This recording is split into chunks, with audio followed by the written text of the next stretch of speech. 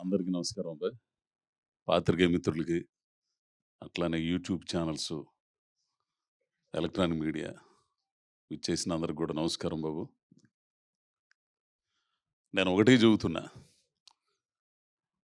మనం ఈ మలయాళం సినిమాలని, తమిళ సినిమాలని, మరాఠీ సినిమాలని ఏం కంటెంట్ ఉందిరని అసలు. భలేగుండాయి సినిమాలు. చాలా బాగున్నాయి. ఇట్లాంటివి చూడాలని చూసి ఆస్వాదించి ఇట్లాంటివి వస్తే బాగుండు అనుకుంటారు. అట్లాంటిది ఈ సినిమా.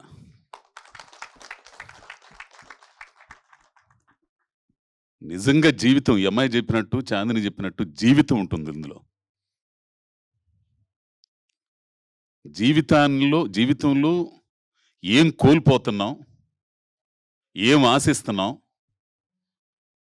కోల్పోయిన వాటిని మళ్ళా తిరిగి పొందాలంటే ఏం చేయాలి, ఆశించిన వాటిని దక్కించుకోవాలంటే ఏం చేయాలి,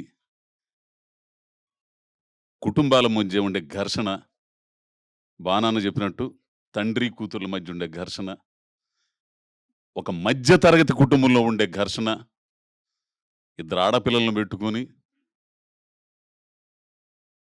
ఓ చిన్న మ్యూజిక్ షాప్ నడుపుకునే ఓ ముసలోడు వాడి లక్ష్యాన్ని సాధించడానికి వాడు ఎదుర్కొన్న పరిస్థితులు. అనుకూల పరిస్థితులు ఎవడైనా సాధిస్తాడు విజయాన్ని. ప్రతికూల పరిస్థితుల్లో, క్షణం క్షణం ఎదురయ్యే పరిస్థితుల్లో ఇండస్ట్రీలో ఉన్న మనందరికి బాగా తెలిసేట్లాంటి ఎన్నో కలలు కానీ ఇక్కడికి వస్తుంటాం. ఎన్ని ఇబ్బందులు ఎదురవుతాయో అన్నోళ్ళందరికీ సీనియర్లు అన్న బాగా అనకు కానీ అసలు ఎన్నెందుకు ద మెగాస్టార్ చిరంజీవి గారు ఈ రోజున ఒక మెగాస్టార్గా ఉన్నాడు. ఆయన జీవితంలో ఎన్ని ఇబ్బందులు, ఎన్ని ఒడిదుడుకులు, ఎన్ని తట్టుకొని పడి లేచి నిలబడితే అక్కడ అంత ఎత్తులో ఉన్నాడు. ప్రతి మనిషి జీవితం ఏదైనా, ఏ ఆశయమైనా సరే ప్రతికూల పరిస్థితుల్లో విజయం సాధించిన వాళ్ళే గొప్పోళ్ళు అవుతారు. అంటే కథ మొత్తం నేను చెప్పకూడదు. టీజర్ చూస్తే మీకు ఈ పాటికి అర్థమై ఉండాలి. బాగుంది టీజరు. ఒక్క మాట ఇది చెబుతా, ఈ సినిమా నాతో చేయాలని ఈ పిల్లోడు శివ అనే పాలడుగు శివ అనే కుర్రోడు 3 సంవత్సరాలు వెయిట్ చేశాడు కరోనా ముందు నుంచి. నేను ఎందుకురా సామె నా మీద ఎందుకు ఇట్ట పెట్టుబడి పెడతావంటే, లేదు మీరే చేయాలండి అన్నాడు. కరోనా అంత అయిపోయింది, పుష్ప అయిపోయిన తర్వాత ఓ రోజున తెల్లారుజామున చూస్తే కారు వేసుకుని ఇంటి ముందు ఉన్నాడు. అమెరికా నుంచి వచ్చి మా ఊరు వచ్చాడు. ఎవరో స్వామి అంటే మీరు చేయాలండి అని అన్నాడు. ఏంది ఇంత పట్టుబడతాడని చెప్పి తీరా సినిమాలోకి వెళ్ళిపోయిన తర్వాత, షూటింగ్కి వెళ్ళిన తర్వాత అతను పడే తపన అది ఎట్లా చెప్పాలో అర్థం కదా నాకు. అసలు నిద్రాహారాలు మానేసి ఆ షాట్ వచ్చేదాకా నేనైతే చాలాసార్లు తిట్టి పడేసా. ఆమరా స్వామి కింద పెడతావు, పైన పెడతావు, ఇట్ట పెడతావు, మొత్తం తీసేస్తావు, ఎన్నిసార్లు చేయాలని చాలా ఇసుగుపడ్డా. కానీ తర్వాత అవుట్పుట్ చూసిన తర్వాత, మొత్తం ఫస్ట్ ఎడిటింగ్ అయిన తర్వాత, ఫస్ట్ కాపీ వచ్చిన తర్వాత చూపించాడు. ఓడమ్మ బడవ నిజంగా చూడాల్సిన సినిమా అండి. ప్రతి మనిషిలో ఆ సినిమా చూసిన తర్వాత ప్రతి మనిషి దాన్ని తట్టుకుంటాడు, నిజంగా తట్టుకుంటాడు. జీవితం లేదని కోల్పోయి ఉంటే అటువంటి కంటెంట్ ఉన్న సినిమా. ఇట్లాంటి సినిమాలు తీయడానికి ధైర్యం కావాలా. ఆ ధైర్యం నిజంగా రంగారావు గారు వాళ్ళ అబ్బాయి. డబ్బులు వస్తాయా రావన్న తర్వాత సంగతి. ఆ కథను నమ్మి, ఆ డైరెక్టర్ని నమ్మి, ఇందులో స్టార్ కాస్టింగ్ ఎవరు లేరండి, ఇది మామూలు నటులనే అందరం. ఉన్న ఒక స్టార్ ఎవరంటే అదిగో మా చాందిని. ఇక వీళ్ళందరి గురించి చెప్పాలంటే ఒక్కొక్క మాట చెప్తా. ఫస్ట్ భానుచందర్ గారు, ఆయన ఫైటింగ్లు, ఆయన ఎవ్వరు అది నిరీక్షణ అన్న బా. ఆ తర్వాత ఆ డైరెక్టర్ శిష్యుడితే వెట్రిమారంది విచారణ చేసింది నేను. అది సో ఆయనతో నేను 2 సీన్లు ఇచ్చేసాను. ఎంత ఆనందం అంటే నేను చెప్పుకోలేను బయటికి. అది చెప్పుకుంటేనే వాళ్ళు ఎట్టా అనుకుంటారో నాకు తెలియదు. నాకు చాలా ఆనందం వేసిందన్న. అట్లానే ఆమని గారు. ఎక్కడ ఆమనండి, ఎక్కడ అజయ్ ఘోష్. ఆమె నా భార్యగా. ఎంతమంది హీరోలను చూసి ఉంటది. ఆమెతో జేయటం. ఇక నువ్వు చూడగానే ఎక్కడో గాలిద్ది ఆ మనిషిని చూస్తే నాకు. అట్లాంటి హీరో విలన్ క్యారెక్టర్ అమిత్. అసలు అతని చూపులు గాని, ఆ క్యారెక్టరైజేషన్ గాని ఓడియమ్మ నేను అనేవాడిని అసలు ఎవరినో పెట్టాలనుకుంటే ఆయన ఆ కుర్రోడు ఎందుకయ్య బాబు అని అన్నా. పెట్టిన తర్వాత భలే నిర్ణయం అబ్బాయి అసలు అమిత్. ఎంత యారగెన్సీ ఎక్కడో కాలిద్దానని అట్టనే కాలిద్దా ఆ కుర్రోడిని చూస్తే. ఆ క్యారెక్టర్ చూస్తే. ఇకపోతే ఎవరు? అదిగో మావాడు. నా బావమరిది క్యారెక్టరు. మంచి ఆర్టిస్టు. ఇక అన్న దయానందరెడ్డి అన్నతో పబ్‌లో 2, 3 సీన్‌లు చేశానండి. నిజంగా నేను అంటే దమ్మున్నోడితో చేస్తంటే యువతలోడికి కూడా దమ్మెందు మనం తేల్చుకోవాలన్నట్టు ఉంటది. మనం ఇరగదీస్తే కాదు, ఎదుటోడు కూడా ఇరగదీయాల. అప్పుడే ఆ సీన్ పండిద్ది. దయానంద్ అన్నతో పబ్బులు చేస్తుంటే అతనిచ్చే ఎక్స్‌ప్రెషన్స్‌కి నేను చెబుతుంటే ఆటోమేటిక్‌గా నాకు ఇదొస్తుంది.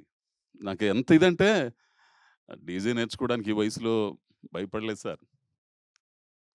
దానికోసం ప్రయత్నం చేయటంలో భయపడనండి. నిజంగా ఏడ్చేత్తను నేనసల. ఆయన ఒక్కసారి జాలిగా అట్లా చూస్తాడు. నీకు జాబ్ ఇవ్వలేను మూర్తి అనంటే, ఆ తర్వాత మళ్ళా ఒకానొక సందర్భంలో వెయిటర్‌గా పబ్బుల్లో తాగి తందనాలాడి కక్కుంటే అయన్నీ తీసేయటం. ఆ ఉద్యోగానికొస్తే అతను బాధపడే సీన్ ఉంటదండి. అన్న థాంక్స్ అన్న. ఇంతకంటే నేనేం చెప్పలేను.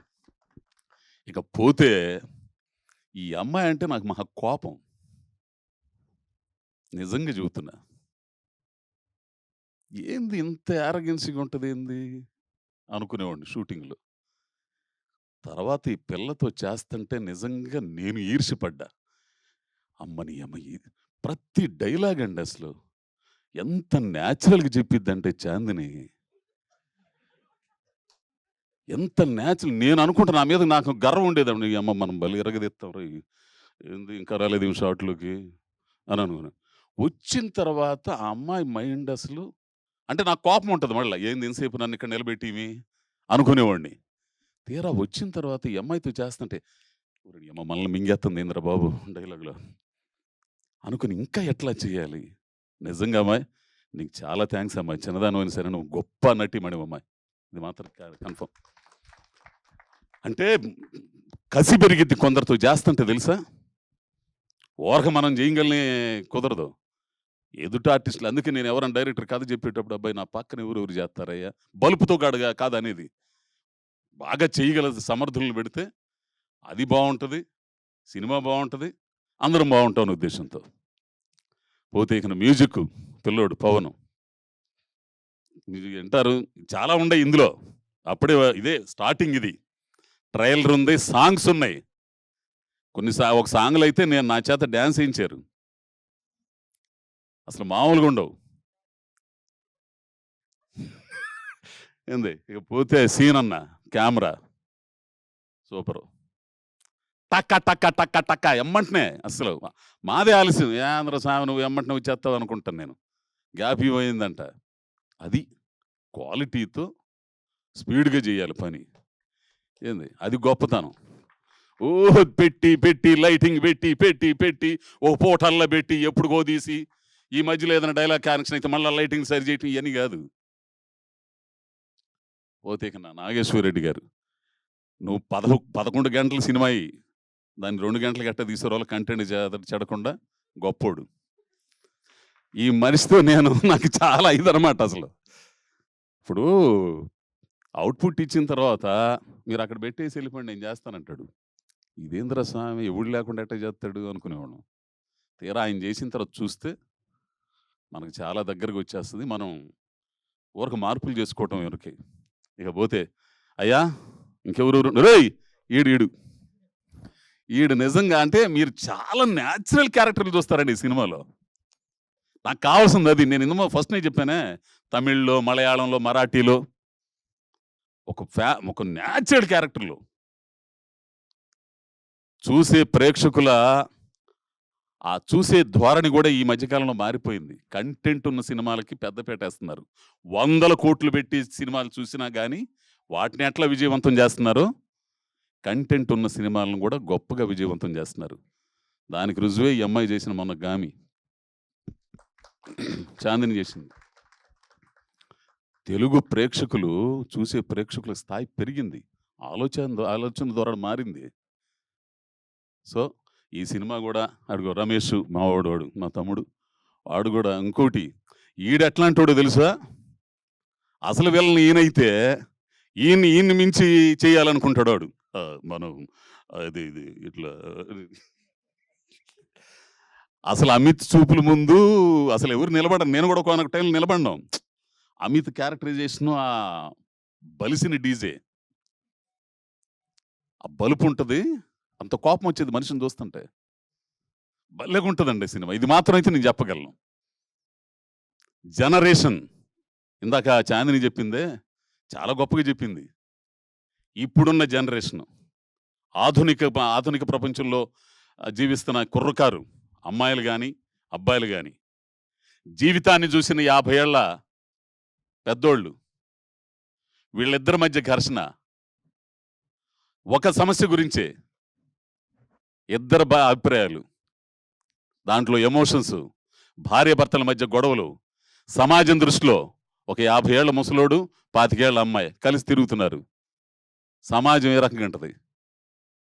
ఈయన కుటుంబం ఎట్లా ఉంటుంది? మూర్తి గారి కుటుంబం ఎట్లా ఉంటుంది? ఇలా కలిసి చేసిన ప్రయాణం ఎట్లా ఉంది? చాలా అద్భుతమైన కథ చేశాడండి ఆ పిల్లోడు. శివ ఎంత అద్భుతం చేశాడంటే, ఇది ఆడిద్దా ఆడదా అనేది పక్కన పెడేస్తే ఒక మంచి సినిమా చేశారు. చూసి ఆహా భలే సినిమారా బాబు, ప్రతి ఓడు అంటే తడుముకుంటారు. రంగస్థలమైన సినిమాని చూసి మనం నడిచొచ్చిన జీవితాన్ని, పల్లెటూరు జీవితాన్ని, మన మూలాలను ఎట్లయితే వెతుక్కున్నామో, ఈ సినిమా చూసిన తర్వాత మనం జీవితంలో ఏం కోల్పోయామో, ఏం కోల్పోయి ఏమై మిగిలిపోయామో ఒక్కసారి తడుముకుంటారు. ఎందుకు సాధించలేకపోయాం అనేది కూడా తడుముకుంటారు. కాబట్టి చాలా ఎక్కువ మాట్లాడాను. దయచేసి ఇక్కడికి వచ్చిన అందరికి కూడా ధన్యవాదాలు తెలుపుతూ, అయ్యా మీడియా మిత్రులందరికీ కూడా మరీ విజ్ఞప్తి చేస్తున్నాను. ఈ సినిమాని జనం దగ్గర తీసుకెళ్ళవలసిన బాధ్యత మీది.